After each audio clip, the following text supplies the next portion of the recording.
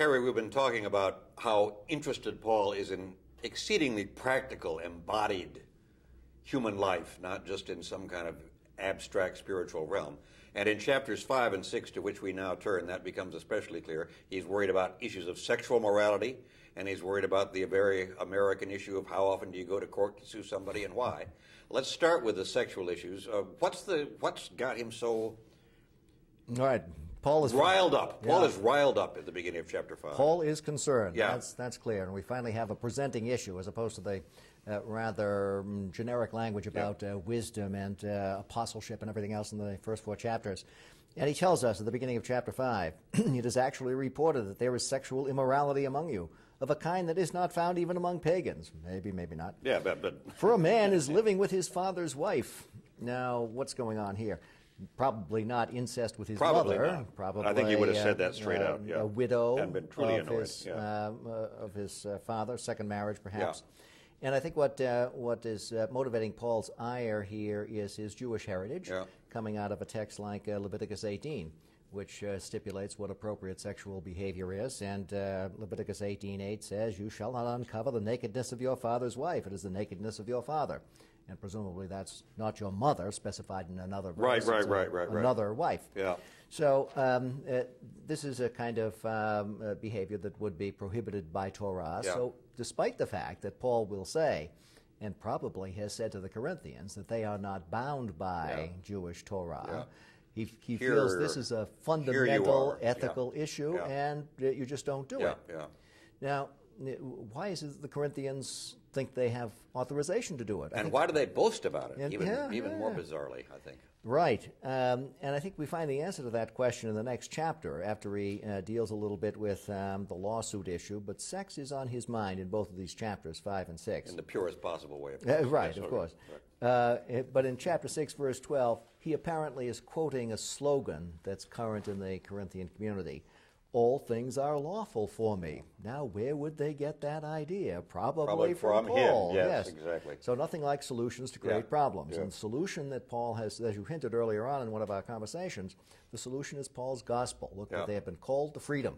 And this freedom makes all things possible, including dining with Jews and Gentiles.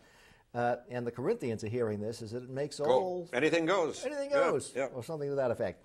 So what Paul is fundamentally arguing for here, I think, in chapters 5 and 6 on the issue of sexuality is that judgments about sexual behavior are indeed matters of Christian concern. And as we know, Christians have argued about specific judgments about sexual behavior, and this still is a matter that divides churches. But that Christians should be concerned with it, I think, is a matter beyond dispute. Paul's own sexual morality is coming out of his biblical heritage, and it strongly condemns not only this particular act, but all sorts of other things that he just lists. In chapter 6, verse 9, for instance, fornication and adultery and male prostitution, etc. Or in general, at the end of chapter 6, verses 17, where he talks about fornication, shun it. And we come back to our temple again. And there we bring up the temple language and the body language. So Paul wants to insist that sex, like just about everything else that humans engage in, is a matter of appropriate consideration for moral reflection and for reflection within this community. There is no realm in Paul, and this is one of the things I like about him, that's actually free of responsibility to God. There's not this set of issues that are kind of indifferent in terms of the way he thinks. And I think he thinks that all of creation is being redeemed by God in Jesus Christ, and therefore what we do with all of our creation is a matter of Christian responsibility, not simply of individual choice. That's tough for us, but I think it's important for him. And using this language of sanctification as a way of getting at that God's will is not only to be in a kind of vague relationship with everybody, but that it's a transformative relationship, a relationship that lends holiness to individuals and to communities. And he's going to insist on this again in chapter 7 when he talks about marriage. And he wants to preserve the holiness of the community, which brings me to one of my puzzles about this. I've been a pastor of 3 different churches, all of them seeking to be faithful, all of them reading the Bible, all of them reading Paul, all of them worried about sexual ethics because we are in our time. Not once has anybody ever suggested we should ask anybody to leave the church on issues of sexual morality. We think about it in the abstract, but we've never thought it was our job as Christian people to say, no, this has gone too far, out you go.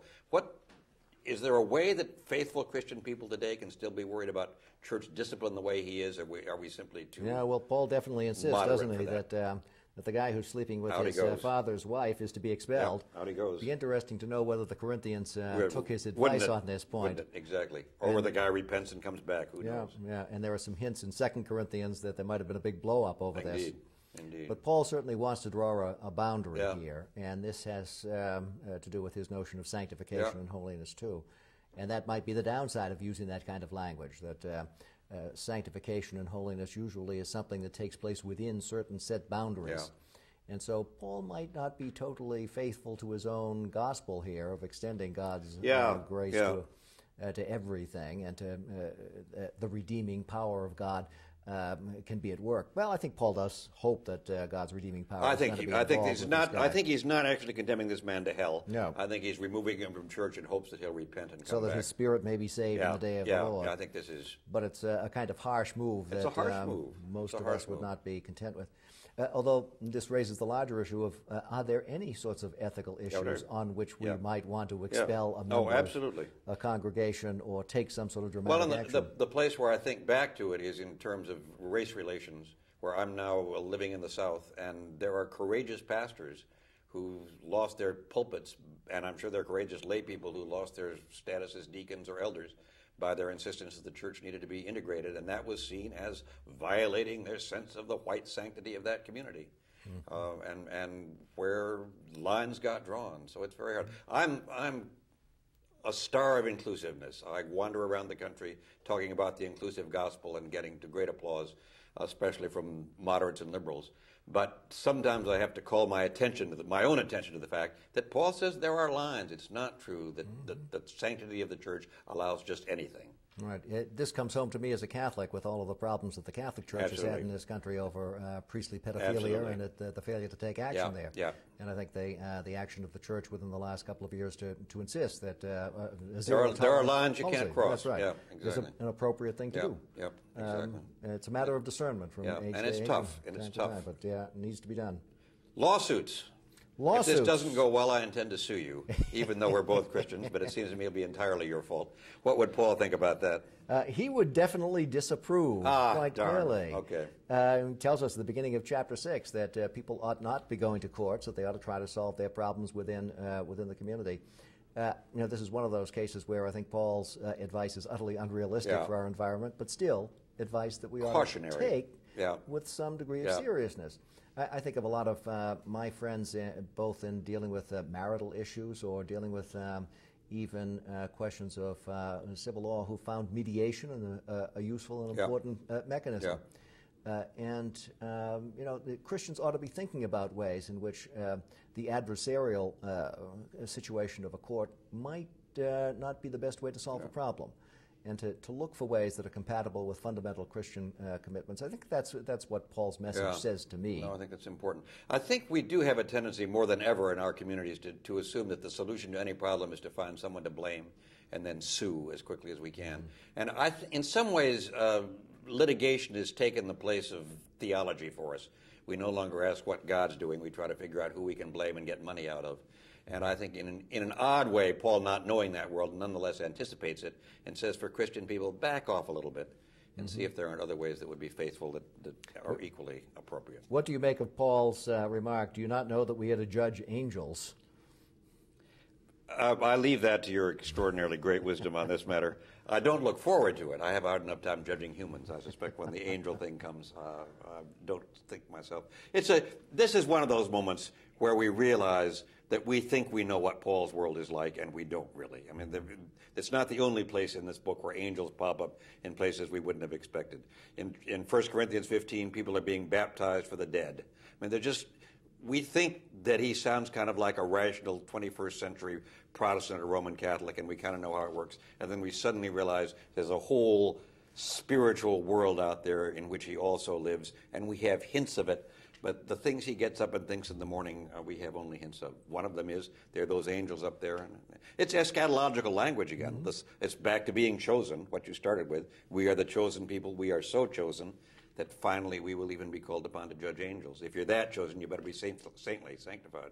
Well, I look forward to our next conversation about angels in chapter 11. I do too. I don't look forward to my actual judging of the angels, however.